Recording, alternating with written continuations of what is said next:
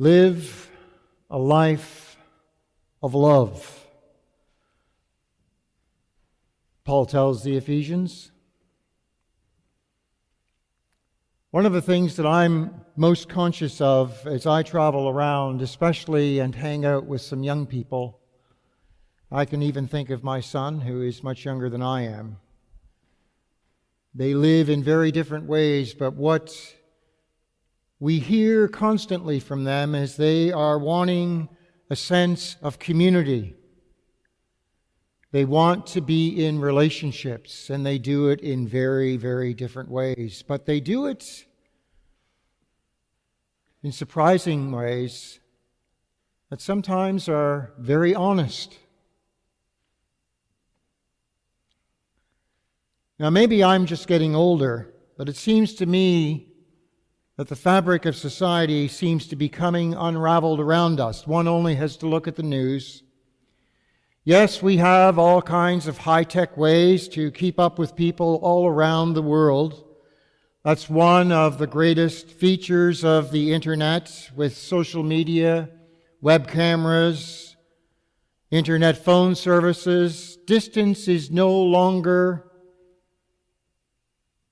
this thing that provides absolute separation from each other. But ironically, some of us are coming to the conclusion that perhaps all of this connectivity that we have is actually isolating us from those who are in our very presence.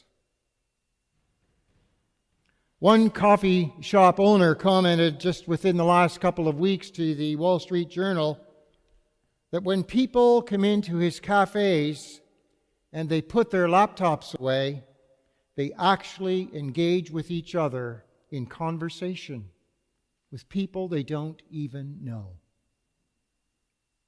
I happen to believe the increasing isolation in our society also has the effect that we really don't think we owe anybody anything. Not courtesy on the highway, not consideration for a particularly bad day, and certainly not any real kind of concern or compassion. And if that isn't bad enough, the really sad thing to me is that this state of affairs is also taking over in the life of congregations, in the church. I think we can see this above all in the way in which we talk to and about other people. Words have become weapons, either used offensively or defensively. And if that weren't enough, we have lawyers to come up with a whole new set of ways of using words and weapons, and as weapons. Nothing against lawyers, per se, I shall say. They're just protecting us from other lawyers. It comes into play, especially when it comes to matters that we disagree upon. It seems that we in the church, the body of Christ, have adopted the same modus operandi as the rest of society. Say whatever it takes to get what you want without having to give up anything to anybody. But the letter to the Ephesians takes a completely different approach. It insists that we are members of the same body, and therefore we have a responsibility toward one another. And that applies as much to the way we speak to and about one another as to any other facet of life. From this perspective, Ephesians says that our words should convey truth and grace to each other. By truth, I don't think it means a theoretical approach. It's not something about some courtroom inquiry or academic research or philosophical contemplation. Rather, speaking truth is a practical matter. As the prophet Zechariah once put it in saying, "Speak the truth to one another. In the courts give real justice, the kind that brings peace." Do not plan ways of harming one another. Do not give false testimony under oath. I hate lying, injustice, and violence. From this perspective, speaking truth is a way of fulfilling our commitment to relate to one another in ways that promote peace and justice. When that is the case, our words then and only then can convey grace. They become a vehicle and a demonstration of the very grace of our Creator. I like best what Phyllis Tickle and others in the emergent church movement suggest, that if the church is going to transform itself, we must go back to experience first and belief second. Even the renowned Karen Armstrong discussed with her Compassion Tour throughout all of North America a number of years ago now the same thing. Those early Christians, I think, had an experience of Jesus or Spirit, however you might want to name it for yourself. And that experience was so profound that it literally changed their outlook on this life and the way that they would choose to participate in this life. Their experience changed what they believed about this world and how they related with each other in this world, because the experience and belief and the ways of being are connected on purpose by the Holy One. God didn't create it to be this way and then leave us on our own, just to our own devices. And goodness knows we are not creatures of change. The Holy One poured out grace on this world that produces real change in those who have open hearts and open minds. Our text from Ephesians this morning, we might just categorize as some piece of good advice, but I think it's more than good advice for us. It's almost like the story in Genesis. Take a little dust, then have God sneeze on it, and voila, you have human beings. In some ways, the text is just as mythical. Take a few actions at God's grace, and voila, you have building blocks for Christian community. Not the kind we already know, but the kind that we ache to be, that keeps our souls restless, wanting something more, something deeper, something whole from each other. That is why we can't quickly dismiss what Paul commands the community to do as advice, proverbs, or suggestions. We can't dismiss them as easy or quaint, or even possible to learn, practice, and master by perhaps spending 1.5 hours each week here in church. In fact, you could say that there is a difference between the movement of Jesus and the Christianity of Paul. While Jesus was here, the people followed one person and listened to that person and defied that person.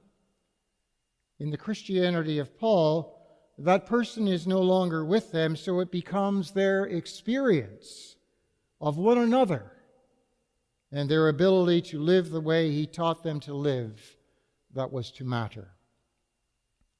And it mattered because the day-to-day living of the Christian life is, in fact, I believe, the experience of a miracle. The day-to-day living of the Christian life, I'll say it again, is the experience of a miracle. Don't believe me? Then think of it this way. With all the ways that we argue amongst ourselves, and all the ways that we pick fights with those beyond ourselves, and all the ways we refuse to adapt so that the outsider might feel welcome among us, it's nothing short of a miracle that the church is even still here in this 21st century. The day-to-day living of the Christian life is the experience of a miracle for no other reason. If it were not, then all of our moral choices and all of our pursuit of holiness would be done in our own strength. It would signify our own merit, and it would be about us, and us only, and our small egos. This, I think, is the constant slinky game we are in when we are relying on our own strength and when we are not relying on the grace of the Holy One to shape our way of being in the world. So there are immense things at stake in the ordinary issues of truth-telling and anger and stealing, which Paul deals with. So then, putting away falsehood, let all of us speak the truth to our neighbors, for we are members one to the other. Be angry, but do not sin. Do not let the sun go down on your anger, and do not make room for the devil, in Paul's words. Paul actually is using two different Greek words here. The first, rightly translated, be angry. The second use, do not let the sun go down on your wrath. I think there are some very basic teachings here. The first is, there is a time to be angry. Christians aren't called to be nice all the time. We are called to be angry at systems of injustice and oppression. We are called to be angry when we see the symptoms of a society's brokenness, hunger, poverty, and homelessness. And there is a time to be angry as we live together as a community. Number two, but be with your anger and don't put it on others. You can be angry, but don't cause brokenness in your anger, i.e., write a letter, but don't send it. Scream at the wall, not in the phone. Go for a long run and come home rather than running away. Number three, the time to be angry is short. Do not let the sun go down on your wrath. And number four, there is not a time ever to hold a grudge. Do not make room for the devil. If there is anything that can be more destructive, I believe, to building Christian community, is the practice of holding things against one another. Talking about others in secret and not allowing others to be on the process of maturing and of changing, and of growing, and of learning, and of failing, and of getting up again and trying again. God help us if the blessed we will ever be is the first day we ever walk into Christian community. The very depth and meaning, I believe, of being in Christian community is that we change. We put off our false selves that hold on to being insecure, fearful, and small with each other, and instead we work at embracing the self as God sees us as a beautiful, whole people. And sometimes we say we misunderstand that the person beside us, or in front of us, or behind us, is a beautiful creation of God. Sometimes we misunderstand their intent. There's a passage in a book I have started reading online, Dancing with a Ghost. It is a story of a crown prosecutor who applied his own cultural standards and beliefs to the actions of those within the First Nations community. And in so doing, he knows now he drew wrong conclusions.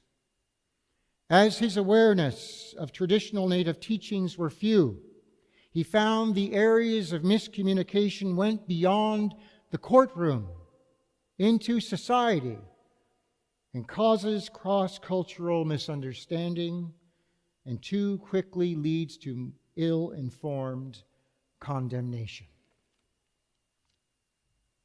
The Christian experience is about all practicing what it means to put away all bitterness, all wrath, all anger, all wrangling and deceit and slander of anyone.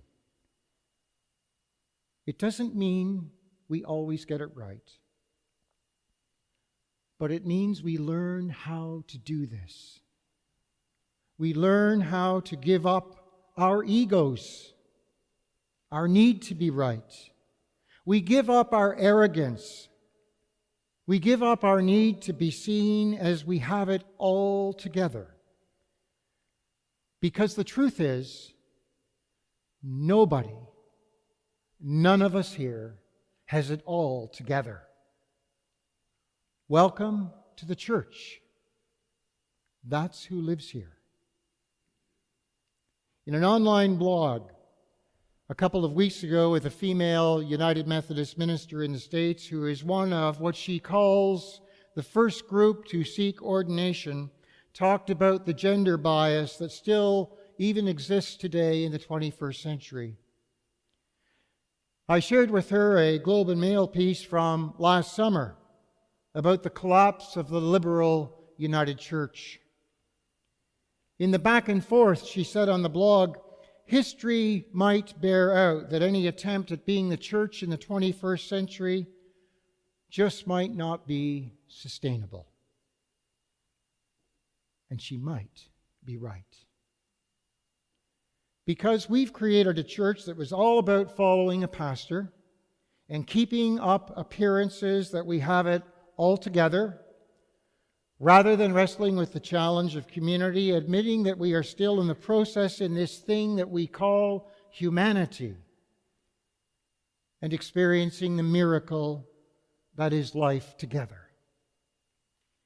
We might look successful in the short term with buildings, staff, large budgets, but I suggest to you, if we do not have love for one another, love for the other, love for the unlovable, then we have nothing. Paul's direction this morning for his community was meant to be more than nice phrases that were to be put on needlepoint pillows. I think his directions are nothing short of an experience of a miracle itself. Paul believes that faith expresses itself best in love, and that's what matters the most. And I have to admit to you, I am hungry and seeking for this kind of community. Are you?